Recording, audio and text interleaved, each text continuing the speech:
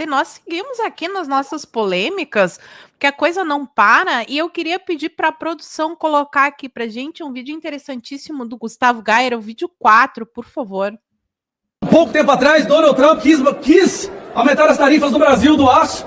Bolsonaro foi até lá, conversou com ele e conseguiu retirar essas tarifas. Foi ou não foi, pessoal? Sim. Olha que curioso!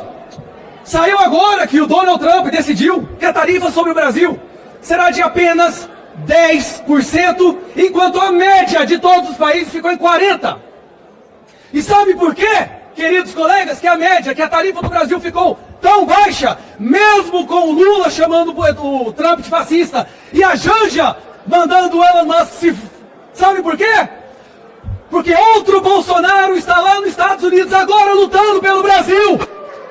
Eduardo Bolsonaro, nesse momento, trabalhando pelo nosso país, conseguiu reduzir e fazer com que a tarifa aqui do Brasil fosse a menor entre todos os países. E se vocês estão duvidando, eu posso citar para vocês, meus amigos. China, 34%. União Europeia, 20%. Japão, 24%. Tailândia, 36%. Brasil, 10%. Assim, para quem não sabe o que está acontecendo, estava no guarda-roupa de Nárnia durante este tempo. Ontem, o presidente dos Estados Unidos, Donald Trump, foi ontem ou foi anteontem? Eu já estou até perdida no tempo. Mas recentemente, Donald Trump anunciou a reciprocidade tarifária. A gente tem inclusive um print, eu queria colocar assim na tela o print 4, por favor, da matéria que fala a respeito desse assunto. Está aí na telinha para vocês, ó. Produtos da China enfrentarão tarifa de 54% para entrar nos Estados Unidos. A partir do dia 2 de maio, a tarifa também será aplicada a pacote com valores inferiores a $800 vindos da China e de Hong Kong. Eu quero começar pelo nosso ilustríssimo Rafael Satie, porque eu vou inclusive jogar uma polêmica.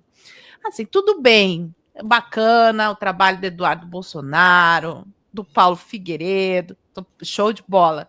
Mas eu acho que o Gustavo exagerou um pouquinho ao falar que a tarifa de 10% foi uma negociação do Eduardo Bolsonaro. Minha percepção. E tu, Satie, o que tu acha disso? Não, eu acho que essa questão da situação tarifária, talvez o nosso querido e ilustríssimo irmão e amigo deputado federal mais votado da história do Brasil, o Eduardo Bolsonaro, não tenha tanto envolvimento. Talvez possa, sim, ser um efeito colateral a essa situação de injustiça e de caça às bruxas que a gente vive no Brasil, mas isso vai se resolver no que diz respeito às sanções. Aí você tem sanção econômica e, óbvio, que a tarifação, o excesso de tarifação também pode ser um viés de sanção econômica, mas eu julgo que talvez o nosso querido Eduardo Bolsonaro não tenha tanta influência nisso.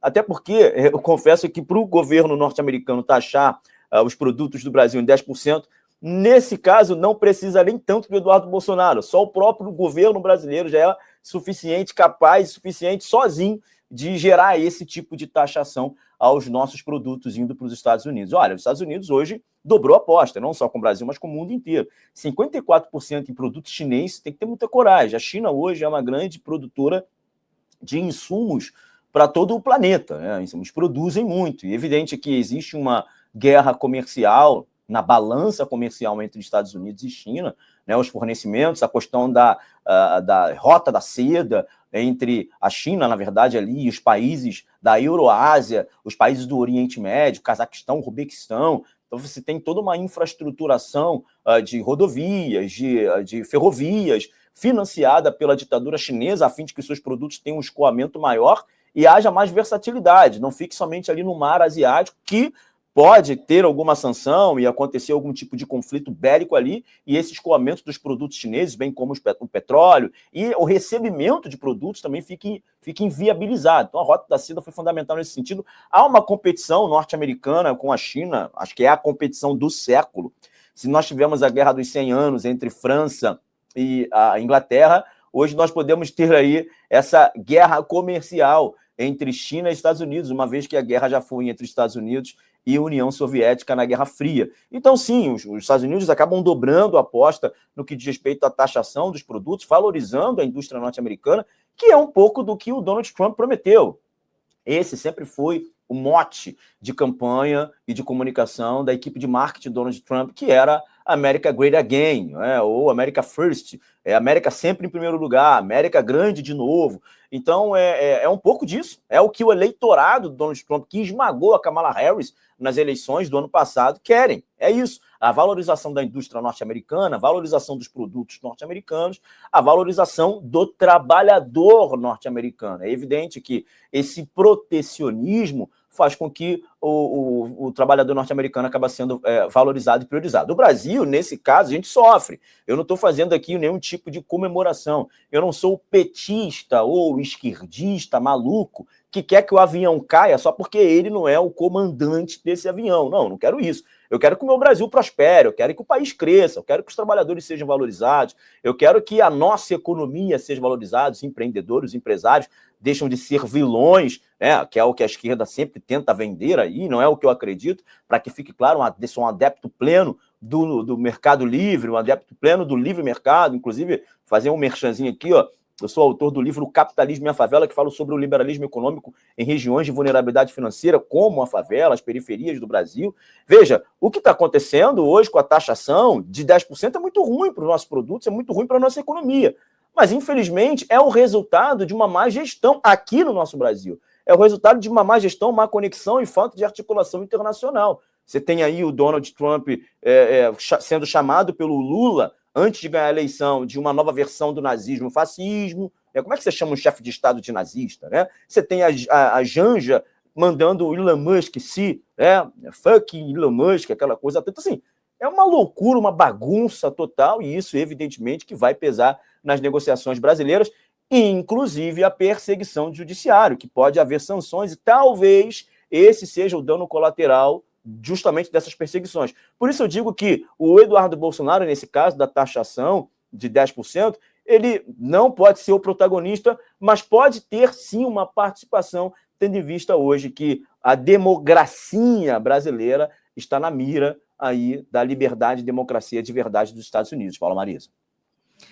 E aí, Jeffrey, o que dizer? Porque a mídia tá muito assim, falando guerra comercial, Trump está tarifando todo mundo, vejam só que horror. Quando a gente mora num país que é super protecionista, tem altas taxas para importação, e o que eu estou vendo é que o Trump está, assim, pelo menos propondo uma reciprocidade. Todo mundo pode taxar os Estados Unidos, mas ele não pode taxar todo mundo. Que conversa é essa?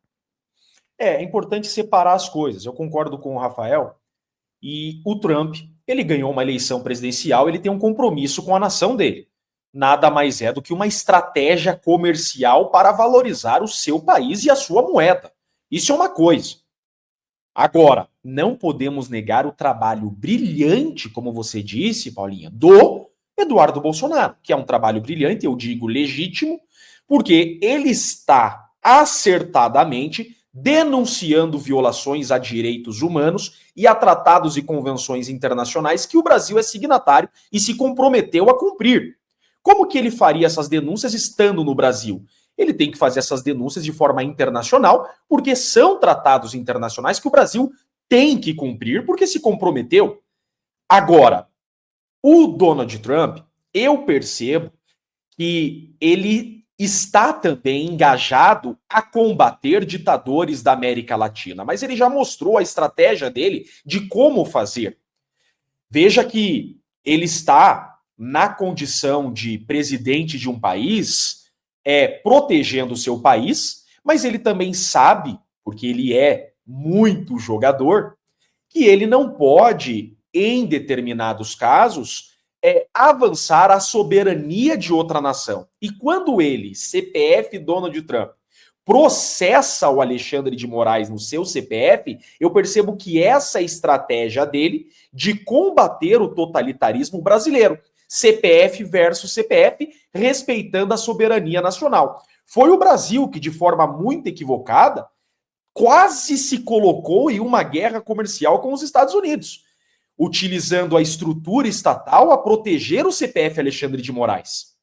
Veja, colocar a AGU para defender a pessoa física do ministro Foi um grande erro e o Brasil parece estar se colocando nessa guerra contra os Estados Unidos quando percebo que o Donald Trump não está interessado em combater a soberania brasileira, mas sim a pessoa daquele que ele já disse ter selecionado como um ditador do Brasil. Então as estratégias estão bem postas, acho que não há nenhum problema de leitura quanto a isso.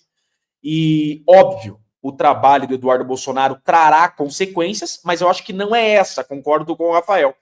O trabalho do Eduardo Bolsonaro terá consequências em relatórios de organizações internacionais, declarando o Brasil como um país não seguro para investimento.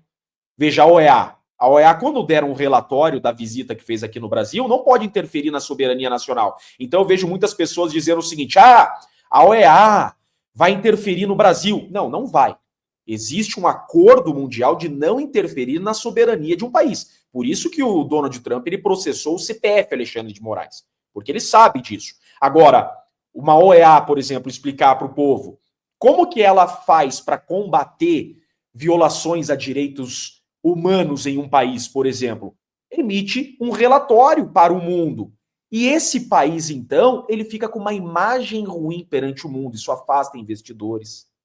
É assim que organismos internacionais atacam países que estão na contramão dos tratados internacionais que o Eduardo está denunciando. Então, as consequências das ações do Eduardo Bolsonaro ainda virão.